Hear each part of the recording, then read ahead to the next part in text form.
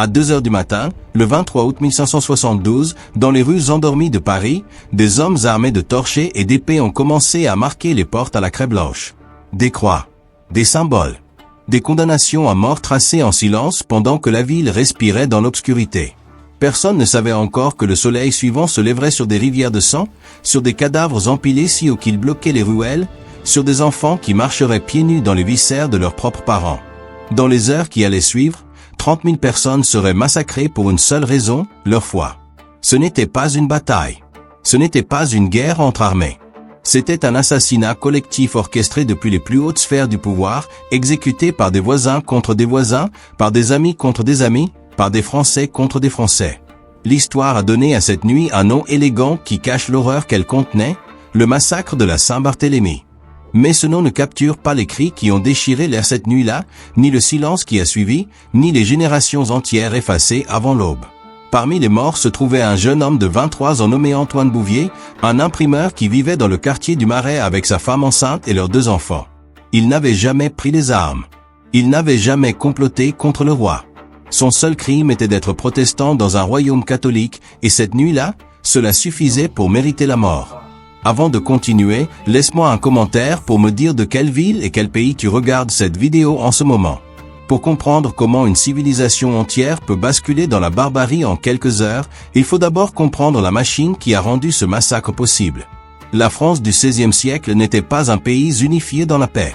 C'était un champ de bataille religieux où chaque province, chaque ville, chaque famille était divisée entre catholiques et protestants. Les guerres de religion avaient déjà ravagé le royaume pendant une décennie. Des milliers de personnes étaient mortes dans des affrontements entre armées, dans des sièges de ville, dans des exécutions publiques. Mais ce qui allait se passer en août 1572 dépassait tout ce qui avait précédé. Ce n'était pas un combat entre soldats. C'était l'extermination planifiée de civils désarmés, orchestrée depuis le palais du Louvre par ceux-là même qui étaient censés protéger leur peuple. Au sommet de cette pyramide de pouvoir se tenait Catherine de Médicis, la reine-mère, une femme qui avait passé sa vie à naviguer dans les eaux troubles de la politique européenne, à manipuler ses enfants pour maintenir sa propre influence, à jouer les factions les unes contre les autres avec la précision d'un joueur d'échecs. Son fils, le roi Charles IX, n'avait que 22 ans. Il était faible, influençable, hanté par des doutes et des peurs que sa mère savait exploiter avec une efficacité chirurgicale. À ses côtés se trouvait Henri de Guise, le duc le plus puissant de France, un homme dont la famille avait bâti sa fortune sur la défense du catholicisme et qui voyait dans chaque protestant une menace à éliminer. Ces 3 personnes, Catherine, Charles et Guise, ont planifié ce qui allait devenir le plus grand massacre religieux de l'histoire française. Mais ils ne l'ont pas appelé un massacre. Ils l'ont appelé une nécessité politique. Ils ont dit que c'était pour protéger le royaume, pour éviter une guerre civile, pour éliminer les chefs protestants qui complotaient supposément contre la couronne. La vérité était beaucoup plus simple et beaucoup plus sinistre. Ils voulaient le pouvoir absolu, et les protestants se tenaient sur leur chemin. Alors ils ont décidé de les effacer. Le prétexte est arrivé sous la forme d'un mariage. Le 18 août 1572, Henri de Navarre, un prince protestant, a épousé Marguerite de Valois, la sœur catholique du roi. Ce mariage était censé symboliser la réconciliation entre les 2 camps religieux. Des milliers de nobles protestants sont venus à Paris pour assister aux célébrations. Ils ont laissé leurs armes chez eux. Ils ont fait confiance aux promesses de paix. Ils sont entrés dans la capitale avec leurs familles, leurs serviteurs, leurs espoirs. Ils ne savaient pas qu'ils marchaient directement dans un piège qui avait été préparé pendant des semaines. Pendant que les invités protestants célébraient dans les rues de Paris, Catherine de Médicis rencontrait ses conseillers dans des salles secrètes du Louvre. Elle dressait des listes, des noms, des adresses, des cibles. L'amiral Gaspard de Coligny était en haut de cette liste. Coligny était le chef militaire des protestants, un homme respecté même par ses ennemis, un conseiller du roi qui avait survécu à plusieurs tentatives d'assassinat. Catherine le détestait parce qu'il avait l'oreille de son fils, parce qu'il représentait une influence qu'elle ne pouvait pas contrôler. Le 22 août, un assassin a tiré sur Coligny depuis une fenêtre alors qu'il rentrait chez lui. La balle lui a arraché un doigt et lui a déchiré le bras, mais il a survécu. Les protestants ont exigé justice. Ils ont réclamé une enquête.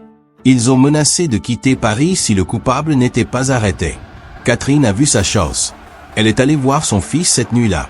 Elle lui a dit que les protestants allaient se venger, qu'ils allaient attaquer le Louvre, qu'ils allaient le tuer lui et toute la famille royale. Elle a menti. Il n'y avait aucun complot protestant.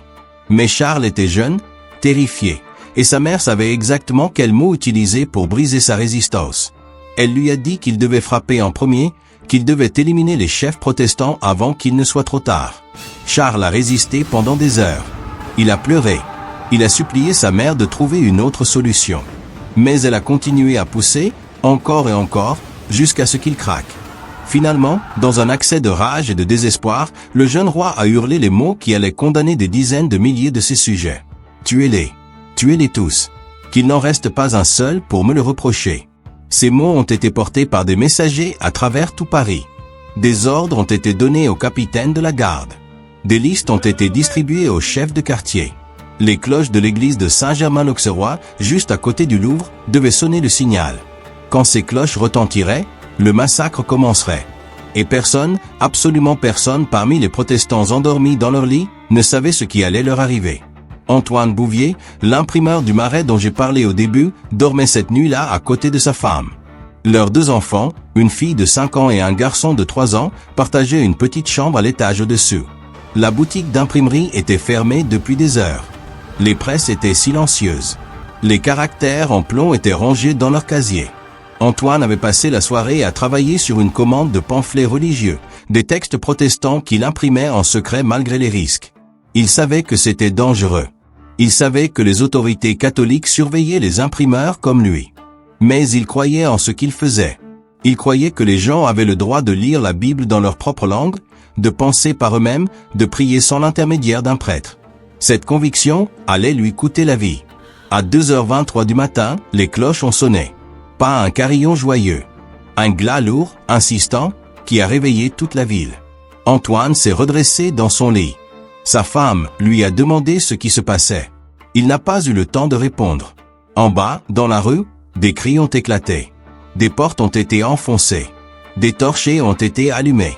Antoine a couru à la fenêtre et a vu une scène qui semblait sortie tout droit de l'enfer.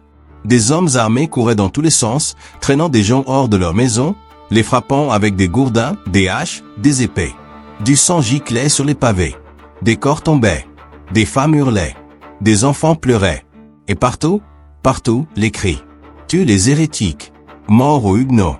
Dieu le veut. Antoine a compris immédiatement. Ce n'était pas une émeute spontanée. C'était organisé. C'était planifié. Et cela le visait, lui et tous ceux qui partageaient sa foi. Il a attrapé sa femme par le bras et lui a dit de prendre les enfants. Il devait fuir. Maintenant. Tout de suite. Mais il était déjà trop tard. Des coups violents ont retenti contre la porte d'entrée. Des voix ont crié son nom. Antoine Bouvier, hérétique, imprimeur de mensonges, sors de là ou nous brûlons ta maison avec toi dedans. Sa femme a serré leurs enfants contre elle. La petite fille pleurait sans faire de bruit, la main pressée contre sa bouche comme sa mère le lui avait appris. Le petit garçon ne comprenait pas ce qui se passait. Il demandait pourquoi les gens criaient, pourquoi papa avait l'air si effrayé. Antoine a regardé sa famille. Il a su à ce moment précis qu'il ne pouvait pas les sauver tous. S'il descendait, peut-être qu'ils épargneraient sa femme et ses enfants. Peut-être. C'était un espoir ridicule, mais c'était le seul qu'il avait. Il a embrassé sa femme une dernière fois. Il lui a dit de rester caché à l'étage, de ne faire aucun bruit, de prier. Puis il est descendu ouvrir la porte. 6 hommes se tenaient dehors. Antoine en connaissait 3. C'étaient ses voisins. Des gens avec qui il avait échangé des salutations pendant des années. L'un d'eux était un boucher qui lui achetait parfois des almanachs. Un autre était un marchand de tissus avec qui il avait partagé du vin lors de fêtes de quartier. Maintenant ces mêmes hommes le regardaient avec une haine qu'il ne leur avait jamais vue. Le boucher a levé sa hache. Antoine a essayé de parler, de plaider, de demander pourquoi. La hache est tombée. Encore. Et encore. Et encore. Son corps est tombé dans l'entrée de sa propre maison. Les hommes sont montés à l'étage. Ils ont trouvé sa femme et ses enfants cachés dans un placard. Aucun d'eux n'a survécu. Cette scène s'est répétée des milliers de fois à travers Paris cette nuit-là. Dans le quartier Saint-Germain, une famille entière de 8 personnes a été jetée par les fenêtres de leur appartement au 3e étage. Dans le Marais, des enfants ont été arrachés des bras de leur mère et jetés dans la Seine. Près du Louvre, des nobles protestants qui avaient été invités au mariage royal ont été traînés hors de leur chambre d'hôtel et massacrés dans les couloirs. L'amiral Coligny, blessé et cloué au lit, a été poignardé à mort par le duc de Guise lui-même. Son corps a été jeté par la fenêtre dans la rue, où la foule l'a mutilé, décapité, et traîné à travers la ville. Ses restes ont été pendus à un gibet comme un avertissement.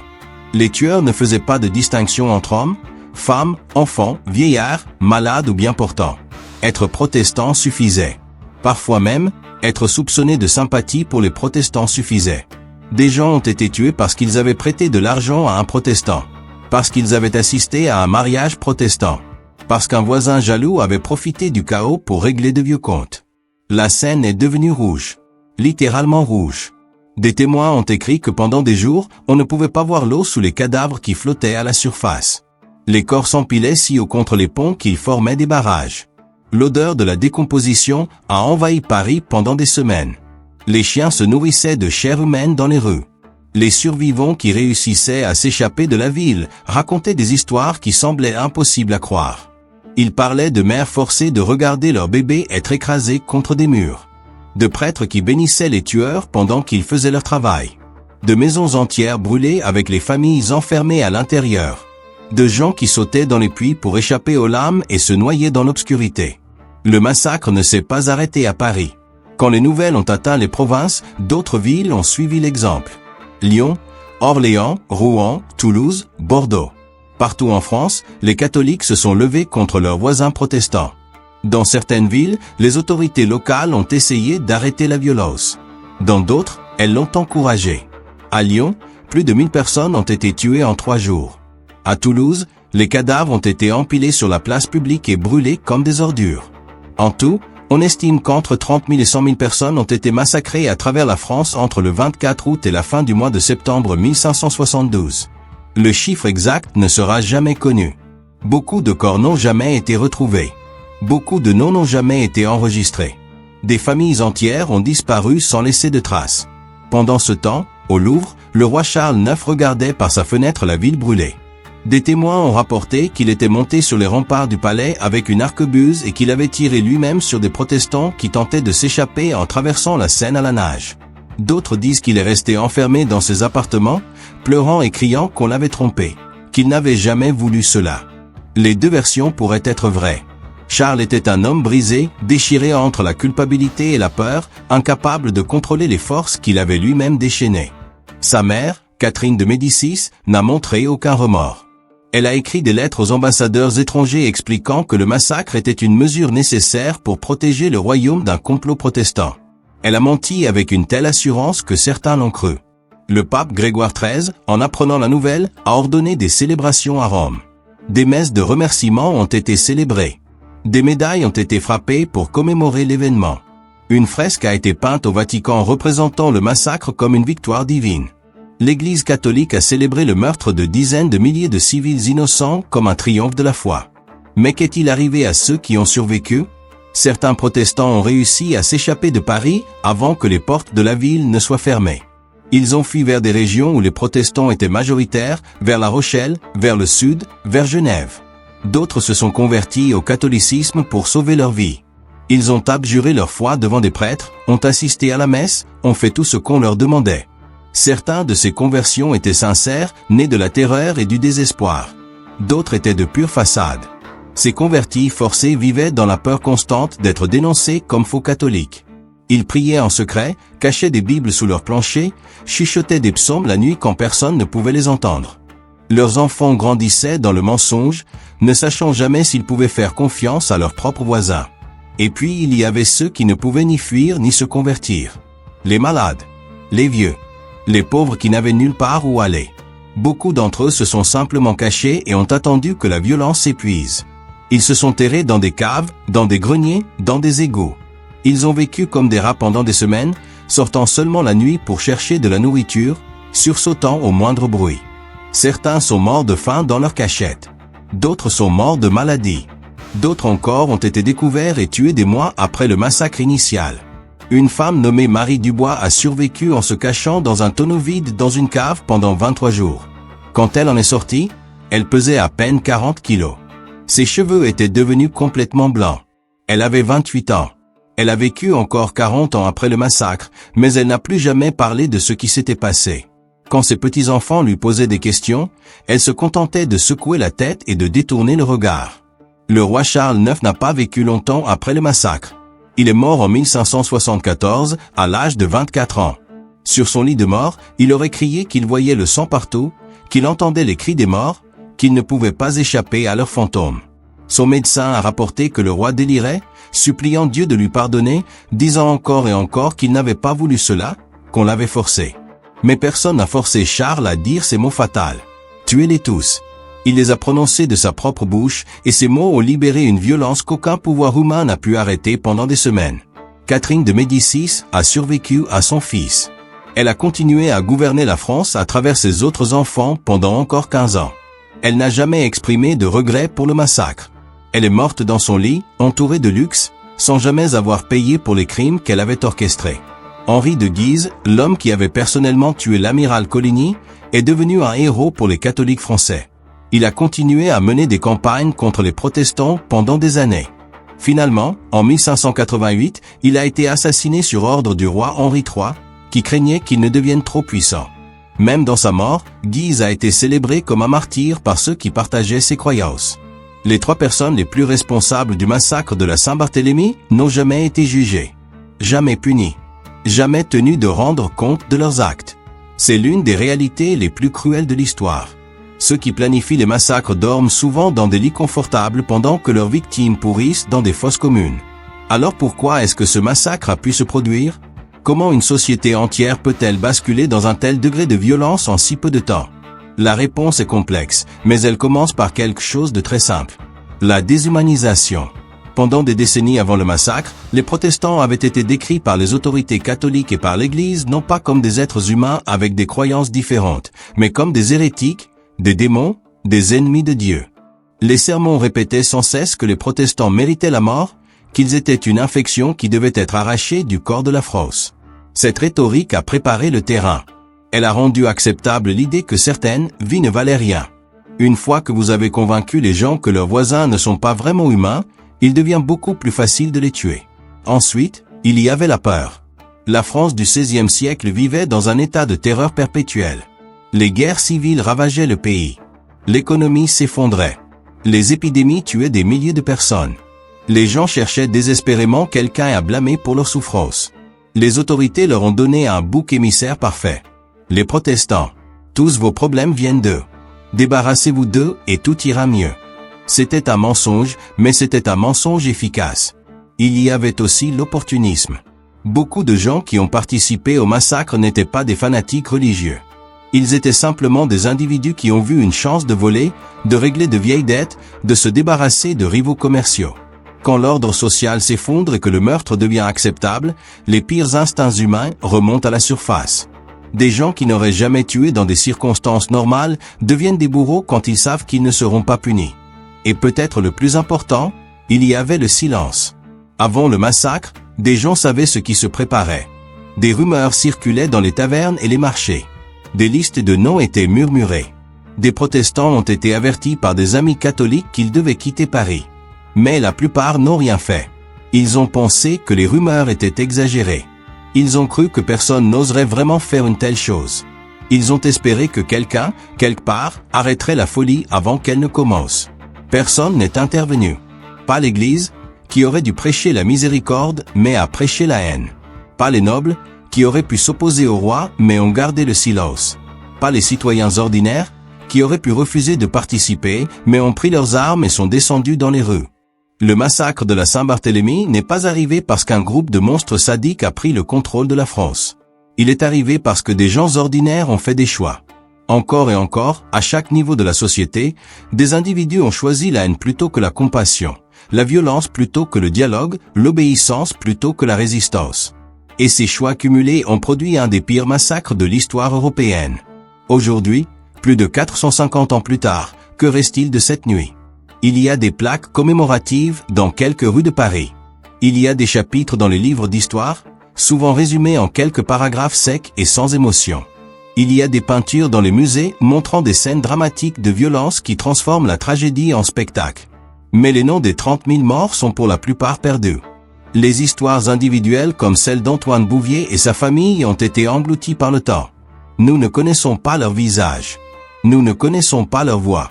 Nous ne savons pas ce qu'ils aimaient, ce qu'ils craignaient, ce qu'ils espéraient pour l'avenir. Tout ce qui reste est le chiffre. 30 000. Peut-être plus. Un nombre si grand qu'il en devient abstrait, difficile à vraiment comprendre. Mais derrière ce nombre se trouvaient 30 000 vies individuelles. 30 000 personnes qui se sont réveillées ce matin d'août 1572 sans savoir que c'était leur dernier jour. 30 000 familles détruites. 30 000 avenirs effacés. Et la question qui devrait tous nous hanter est celle-ci. Comment est-ce que cela a pu arriver? Non pas dans un sens historique abstrait, mais dans un sens profondément humain. Comment des êtres humains normaux, pas différents de vous et moi, ont-ils pu se transformer en tueurs en masse en l'espace de quelques heures? La réponse est dérangeante. Parce qu'elle suggère que cette capacité existe en chacun de nous.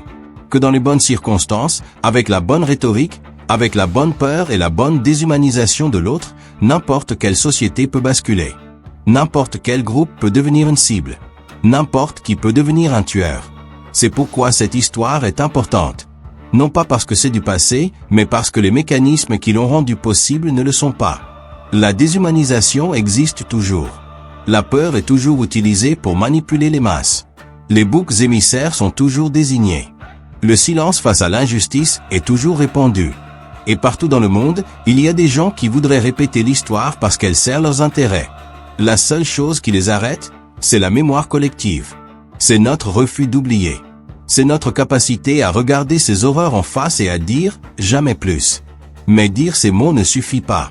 Il faut les vivre. Il faut être vigilant quand on voit des groupes être diabolisés. Il faut élever la voix quand on voit la haine être normalisée. Il faut refuser de participer, même quand c'est dangereux, même quand c'est difficile, même quand tout le monde autour de nous suit le mouvement. C'est la leçon du massacre de la Saint-Barthélemy. Non pas que l'histoire se répète exactement, mais qu'elle rime. Et que chaque génération doit choisir si elle va reproduire les erreurs du passé ou créer quelque chose de meilleur. Vous connaissez cette histoire maintenant. Vous avez marché dans les rues de Paris ce matin d'août 1572. Vous avez vu ce qui arrive quand la haine l'emporte, quand les dirigeants manipulent la peur, quand les gens ordinaires font les mauvais choix. Vous avez entendu les noms de ceux qui sont morts et de ceux qui les ont tués. La question est de savoir ce que vous allez faire avec cette connaissance. Merci d'être resté jusqu'à la fin de cette histoire difficile, mais essentielle. Si tu veux plus de récits historiques sans filtre, des vérités qu'on préfère enterrer, abonne-toi et active la cloche pour ne rien manquer. Partage cette vidéo avec quelqu'un qui pense encore tout connaître de l'histoire de France. Et dis-moi en commentaire quel chapitre oublié de l'histoire tu veux qu'on explore ensemble dans la prochaine vidéo.